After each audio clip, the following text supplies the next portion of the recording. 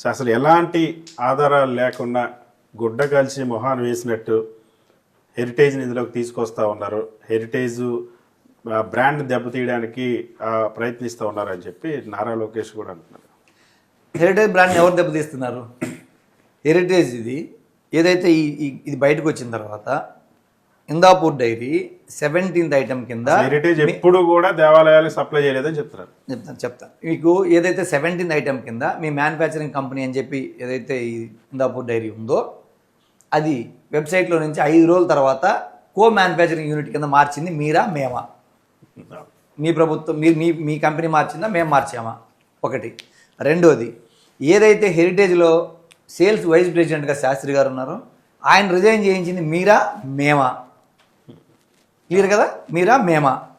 Heritage దీంట్లోకి ఎప్పుడు నేను అదే అడుగుతున్నా, సాక్షాత్తు ముఖ్యమంత్రి గారే నిన్న సభలో కూడా దేవాలయం లాంటి అసెంబ్లీలో కూడా మా హెరిటేజ్ మా కుటుంబం ఎప్పుడు తిరుపతి నుంచి కానీ ఏమి సప్లై చేయలేదు, మేము టెండర్లో పార్టిసిపేట్ చేయలేదు, ₹1 తిరుపతి డబ్బులు మేము మా కంపెనీకి రాలేదు అని చెప్పి సాక్షాత్తు ఈ సభలో ఆయన మాట్లాడింది కూడా రాష్ట్రంగా ప్రపంచంలో ఉన్న ప్రజలందరూ చూశారు. నేను దాన్ని క్లియర్గా అడుగుతాను, మీకు నిజంగా మీ మాటకి మీరు కట్టుబడి ఉంటే మీరు హౌస్లో చర్చకి అలౌ చేయండి, కౌన్సిల్లో. నేను ప్రూవ్ చేస్తా మీ హెరిటేజ్ ఎప్పుడు పార్టిసిపేట్ చేసింది, మీ హెరిటేజ్ ఏం సప్లై చేసింది తిరుపతికి తిరుమలకి, ఆ సప్లై చేసిన దాని తాలూకు మీరు ఎప్పుడు డబ్బులు తీసుకున్నారు, అది ఏ పద్ధతిలో డబ్బులు తీసుకున్నారని నేను ప్రూవ్ చేయగలను. నా దగ్గర ఎవిడెన్స్ ఉంది. నేను వేగ్గా ఎప్పుడు మాట్లాడలేదు అసలు కౌన్సిల్లో ఈ 4 సంవత్సరాల నుంచి. నేను ఈరోజు కూడా నేను మీ మాటకే నేను కట్టుబడి ఉన్నా.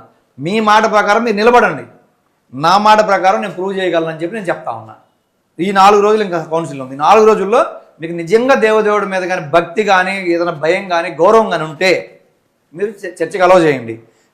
సాక్ష్యాధారాలు హెరిటేజ్ ఎప్పుడు ఏమేమి చేసింది తిరుమలకి హెరిటేజ్కి ఉన్న లింకులని నేను బయట పెట్టగలనని చెప్పి విత్ పేపర్, మాట కాదు విత్ పేపర్ మీకు చూపించే నేను సభలో మీరు చెప్పే ఏ సభ అయితే దైవం అంటారో దేవాలయం అంటారో అదే సభలో అదే దైవం సాక్షిగా నేను హిందువుల యొక్క మనోభావాల తాలూకు హిందువుల తరపున నిజాలను వెలికితీయడానికి నేను సిద్ధంగా ఉన్నానని చెప్పి నేను ఒక హిందువుగా నేను 3 గుళ్ళు కట్టించాను.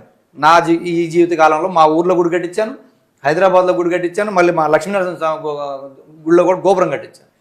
నేను హిందువుని, నేను ఇంత దైవ కార్యక్రమాలు సేవలు చేస్తాను. నేను తిరుపతికి అన్నదానం నేను కూడా డొనేషన్ చేస్తున్నాను. కాబట్టి మా హిందువుల అందరి భక్తుల మనోభావాల తరపున నేను నిజాలను వెలికితీస్తానని చెప్పి నేను చెప్తా ఉన్నాను. సో ఇవాళ టీటీడీలో ₹658 ఇందాపూర్కి టెండర్ ఇచ్చడం, లేదా ₹716 నందిని డైరీకి ఇస్తే దాన్ని ఎందుకు తప్పు పడుతూ ఉన్నారు? మేము నాణ్యమైన నెయ్యి సరఫరా కోసం ధర ఇస్తా ఉన్నాం, దానిపైన అవినీతి ఆరోపణలు చేయడం ఏంటి? ఇది దారుణమైనటువంటి వ్యవహారం చేస్తుంది వైఎస్ఆర్సీపీ అని అంటుంది. ఇది అసలు బయట తీసుకొచ్చింది మేం కాదు. ఏదైతే 2016 నుంచి 2024 వరకు ఏదైతే ఉందో ఆల్మోస్ట్ అన్ని సంవత్సరాలు 10-13 సంవత్సరాల స్పాన్లో రేటు పెరిగింది ఎంత అనుకుంటున్నారు? ₹271 నుంచి ₹331 వరకు మాత్రమే, ₹60 మాత్రమే పెరిగింది. అంటే దాదాపు 20% అటు ఇటుగా ఇంత స్పాన్లో ఇన్ని సంవత్సరాల గ్యాప్లో 20% పెరిగితే 24 తర్వాత ఈ ప్రభుత్వం వచ్చింది ఒకేసారి ₹330 కాస్త ₹658 అయ్యే అవకాశం ఎలా ఉంటుంది? పాల రేట్లు ఏమన్నా ₹50 ₹100 అయిందా? 100 200 అయిందా? కాలేదు కదా. పాల రేట్లు అది కానప్పుడు మీకు ఒకేసారి నెయ్యి రేట్ డబుల్ ఎట్లా అవుతుంది? ఇది కూడా కుట్రే అని చెప్తున్నాం. ఎందుకంటే మీరు ఒకేసారి మీ ఏదైతే మీ హెరిటేజ్ సంబంధించిన అనుబంధ సంస్థ ఏదైతే ఉందో దానికి మీరు సప్లై ఇవ్వడం కోసం ఆ రేటు డబల్ చేశారని చెప్పి బయటకు వస్తేనే ఈ కుట్ర తెరలేపారని చెప్పి మా ఆరోపణ. దానికి మా దగ్గర ఆధారాలు ఉన్నాయి, క్లియర్గా ఎవిడెన్స్ ఉంది. ఇదే కాదు 2014-19 మధ్యలో కూడా ఏదైతే 2015లో ఇదే డైరీ క్వాలిఫై అయిందో అది మళ్ళీ 16లో డిస్క్వాలిఫై అయిందో వితిన్ 2 monthsలో మీరు క్వాలిఫై చేసి ఎంత ధర పెంచి ఎంత క్వాంటిటీ పెంచి ఇచ్చారో నేను ప్రూవ్ చేయగలను. నా దగ్గర డాక్యుమెంట్ ఉంది, విత్ ఎవిడెన్స్ నేను ప్రూవ్ చేస్తా. మీకు దమ్ముంటే అసెంబ్లీలో చర్చకైనా మీరు రండి, నేను సాక్ష్యాలు తీసుకుపోయి మీరు చెక్ చేసుకోండి. లేదంటే ఏ వేదికైనా సరే ఏ మంత్రి వచ్చినా ఎవరు వచ్చినా సరే మీ పార్టీ నుంచి ప్రతి డాక్యుమెంట్ డిబేట్కి రండి. అది ఏబిఎన్ అయినా ఆంధ్రజ్యోతి మన ఈనాడైనా ఎనీ ఛానల్, ఇక్కడ పార్టీలు ఇవన్నీ పక్కన పెట్టి ఎనీ ఛానల్ ఎక్కడైనా సరే ఎనీ ప్రెస్ క్లబ్లో కానీ ఏ బయట వేదిక డిబేట్లో కానీ ఎక్కడైనా సరే నా డాక్యుమెంట్స్ నా ఎవిడెన్స్ నేను తీసుకొస్తాను.